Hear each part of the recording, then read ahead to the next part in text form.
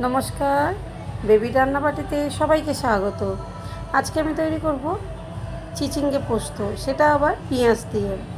चलुन ताहले এই সহজ চিচিঙ্গে পোস্ত কিভাবে তৈরি করি আমি সেটাই আমি আজকে আপনাদের সাথে শেয়ার করব।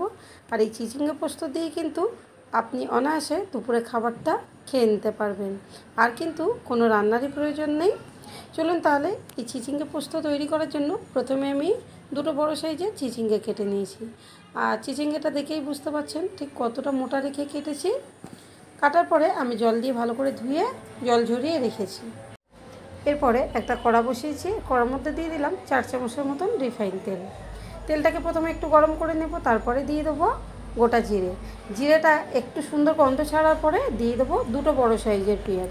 পেঁয়াজটা যত কিন্তু বেশি দেবেন খেতে কিন্তু ততই বেশি ভালো লাগবে।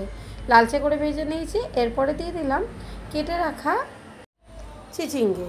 তারপরে পেঁয়াজের সাথে এইভাবে ভালো করে একটু প্রথম মিশিয়ে নেব, তারপরে ঢেকে রাখবো 10 মিনিটের জন্য। ঢেকে রাখলে একটু নরমও হবে এবং সিদ্ধটাও বেশ কিছুটা হয়ে যাবে। এখানে দেখেই বুঝতে পারছেন অনেকটাই নরম হয়ে গেছে চিচিঙ্গে। এরপরে দিয়ে দেবো পোস্ত। আমি 4 চামচের মতন পোস্ত দিয়েছি। তারপরে দিয়ে দিলাম হলুদ গুঁড়ো, লঙ্কার গুঁড়ো, জিরের গুঁড়ো,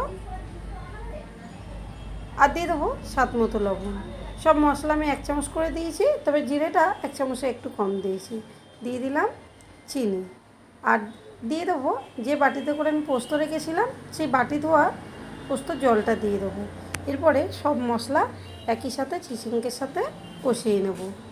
আর এই সময় গ্যাসের ফ্লেমটা মিডিয়াম করে রাখবেন, যেহেতু মশলাটা কষানো হচ্ছে, তা নাহলে মশলাটা পুড়ে যাওয়ার সম্ভাবনা থাকে। তারপরে আরও 10 মিনিটের জন্য ঢেকে ভালো করে রান্নাটা করে নিলাম। আর এরপরে ঢাকা খুলে এখন আরও 10 থেকে 15 মিনিটের জন্য ভালো করে এইভাবে একটু খুন্তি দিয়ে নাড়াচাড়া করে আমি রান্নাটা কমপ্লিট করব। এখানে পুরোপুরি রান্নাটা হয়ে গেছে। এখন আমি একটা বাটির মধ্যে চিচিঙ্গেটা নামিয়ে নিচ্ছি।